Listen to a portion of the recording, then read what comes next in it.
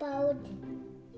Get some apples. Get some apples. Cut them up. And cut them up. Squeeze them up. And then put them in the pot. You put them in the pot. And put it on to the stove. Put it on the stove. Welcome back to another Davison family recipe.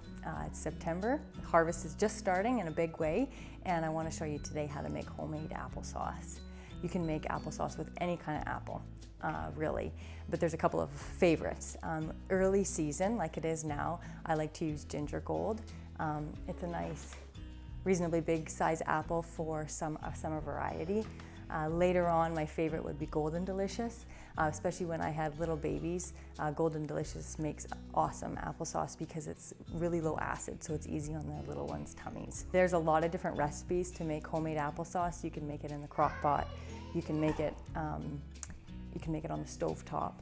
You can peel the apples. You can not peel the apples. There's a million different ways out there. I like to make it the way Nana made it, and that's peeling the apples, then cooking them on the stove, and either mashing it with a potato masher or using your hand blender. So I'm going to show you how to go about doing that. The first step is to just get your apples, and I'm going to peel them. Some people have a handy dandy big apple peeler, and then you can do that really quickly. But for those of us that don't have that, you actually don't need any special equipment. You can just use your potato peeler, and you could do this by hand as well. You can make any size of this recipe. There is no other ingredients other than apple.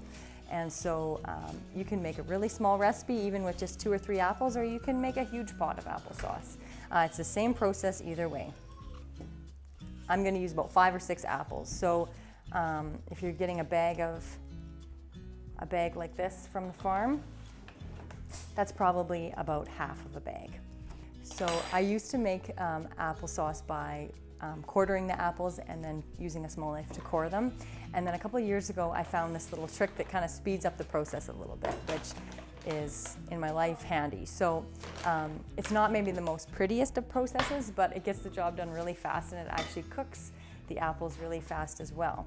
So what I'm gonna do here is I'm gonna use a bigger knife, and I'm just gonna make slices. And then I stop, and then I just turn it and I go around the other way. This is what the boys call apple cookies. So, which is kind of what they look like. So they usually get 1 or 2 of them, which keeps them at bay for a few more minutes. And so then I continue until my core looks about like that. I've wasted almost nothing, and it's very quick. I just take the knife over the whole lot and just cut them a little bit more, just like that. So we've just got a big pile of apple slivers, essentially. I'm going to pick them up and put them straight into my pot. So our pot is ready to go on the oven. We're just going to put a little bit of water in the bottom, and that's because as the apples cook, it just takes a minute or 2 before the water is released. By putting a little bit of water in the bottom, that just makes sure that your apple doesn't burn. We are going to put it on the oven. Put it to medium heat, and please trust me, don't put it on high heat. I have burnt many a batch of applesauce.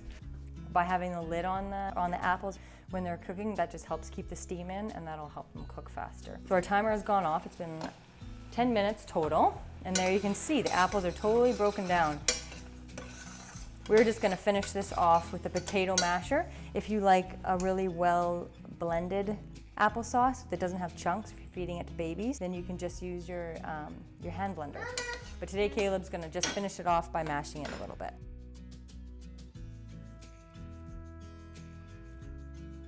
There you've got your homemade applesauce. We like it plain.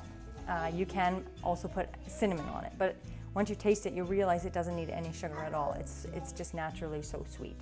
So some of the ways that we like to eat applesauce is just plain. My personal favorite way is to just put a little bit of cream on it, just plain coffee cream. And that sounds a little bit odd, but that's kind of just an old-fashioned way that Nana always served it to us when we were little. So you can also serve it with a little bit of whipped cream on top, or ice cream, especially if you're gonna do that, warm it up because then as the ice cream melts into the applesauce, it's just amazing. Another way we eat it is on pancakes or waffles. Just load your pancake up with applesauce and just put a little bit of a drizzle of maple syrup on top. If you found this video helpful, hit the like button and subscribe for more videos.